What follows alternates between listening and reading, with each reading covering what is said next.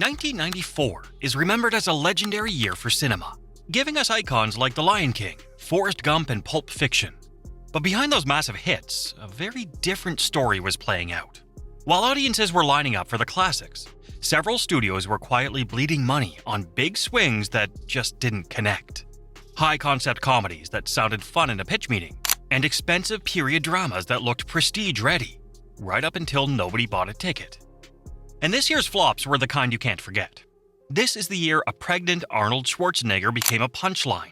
A George Lucas passion project basically disappeared in a fortnight.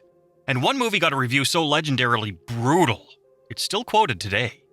I've tracked down the 10 biggest movie flops, the largest financial disasters of 1994. The big budget gambles, the misplaced confidence, and the exact decisions that turned can't miss into how did this happen? Let's get into it. We start with a project that was the definition of an A-list vanity project. Love Affair. Warner Brothers poured a staggering $60 million into this remake of the 1939 classic, starring real-life power couple Warren Beatty and Annette Bening. The story follows a suave playboy and a beautiful woman who meet on a flight to Sydney. Despite both being engaged to others, they fall deeply in love and agree to meet at the Empire State Building in 3 months if they've ended their other relationships.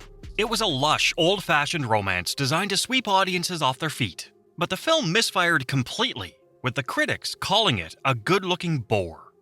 The financial damage was devastating. On that $60 million budget, it lost roughly $42 million. The fallout proved that old-school Hollywood glamour wasn't enough to attract modern 90s moviegoers. While Beatty was going romantic, the Coen brothers were going big with the Hudsucker Proxy. Backed by a massive $40 million budget, this was the duo's attempt to bring their unique style to the mainstream. The plot centers on a naive business school graduate in the 1950s who was installed as the president of a massive corporation as part of a stock market scam, only to accidentally invent the hula hoop and become a massive success. The film featured incredible stylized production design and quirky, fast-talking dialogue, but the movie stalled out on the corporate ladder as its indie sensibility failed to translate to a wide release. The final tally was painful.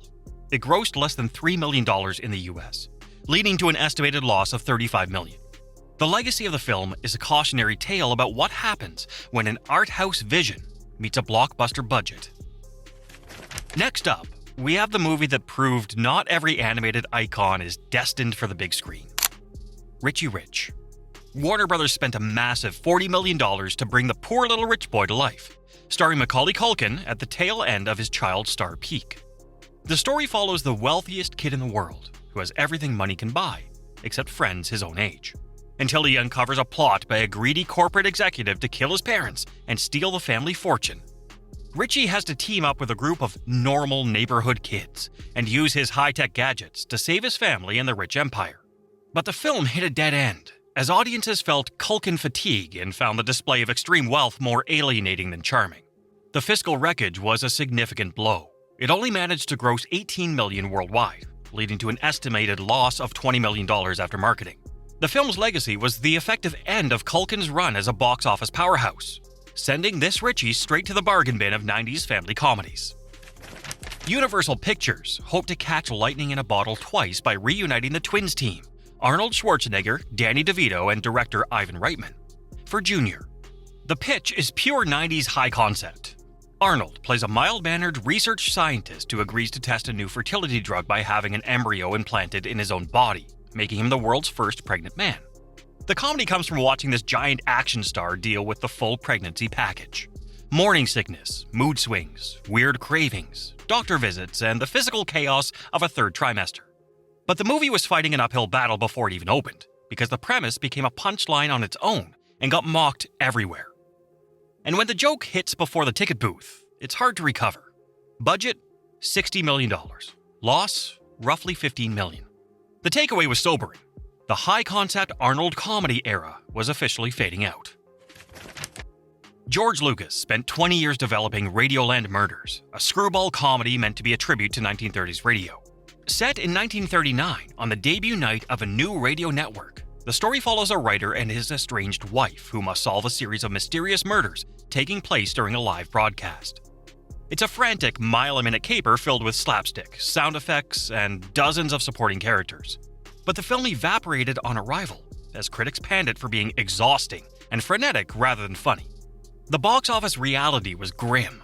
On a $15 million budget, it lost roughly $13.5 million and vanished from theaters after just 2 weeks. The lasting reputation of the film is a reminder that even the creator of Star Wars can't save a script that spends too long in development hell. TriStar Pictures tried to muscle into the Christmas season with a Steve Martin comedy directed by Nora Ephron, Mixed Nuts. The setup takes place entirely on Christmas Eve, following the stressed-out manager of a suicide prevention hotline as everything in his life breaks at once. Eccentric staffers melting down, a pregnant neighbor barging into the chaos, and the cherry on top, his office is being evicted. The movie goes for a dark, screwball, holiday meltdown vibe, basically pitching itself as Christmas madness turned into farce. But it got crushed by the timing. The holiday slate was crowded, and critics weren't buying the tone, savaging it for humor that felt forced instead of frantic in a fun way. Without strong word of mouth, it never found an audience. Budget $20 million. Loss roughly $13 million. The end result? A star-studded holiday movie that immediately slid into the bargain bin tier of forgotten Christmas titles. Perhaps the most bizarre flop of the year was The Road to Wellville, an eccentric comedy about the real-life John Harvey Kellogg. The story's set at the turn of the century in a high-end health spa where the obsessed Dr. Kellogg, played by Anthony Hopkins, subjects his patients to bizarre treatments including yogurt enemas, electric baths, and strict vegetarianism. It focuses on a young couple who visit the spa hoping to cure their various physical and marital ailments. However, the film withered at the box office because its focus on Victorian medical procedures and bodily functions was too unappealing for a general audience. The ticket tallies showed a loss of roughly $18 million on a $25 million budget. The after effect proved that some historical oddities are better left in the history books.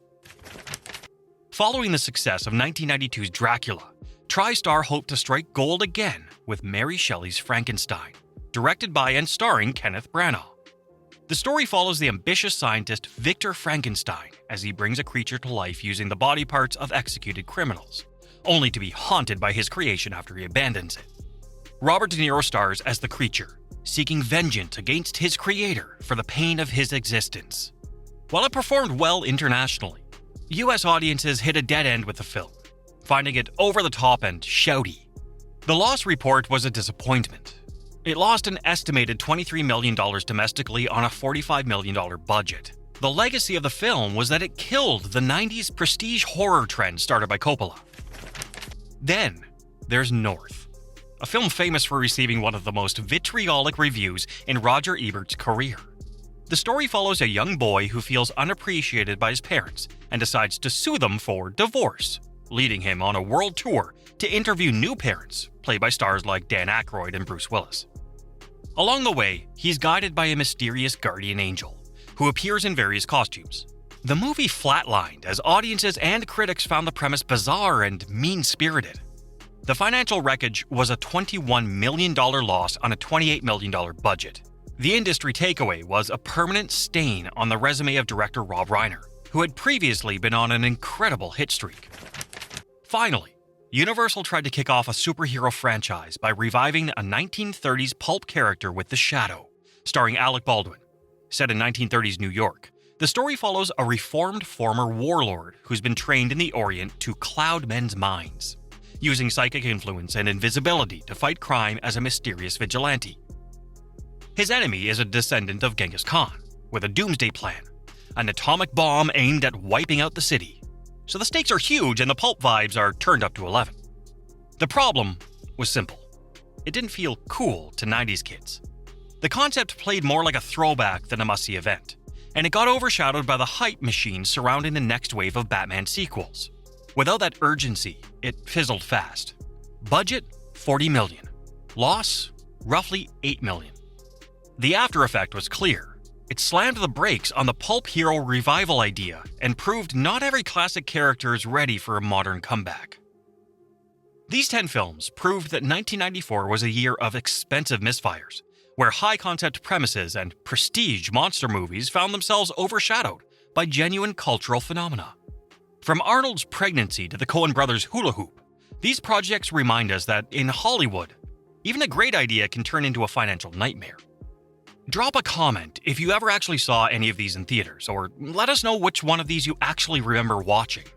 If you enjoyed this look at Hollywood's biggest disasters, don't forget to subscribe for more, because we have plenty more box office bombs and dumping ground classics coming your way soon.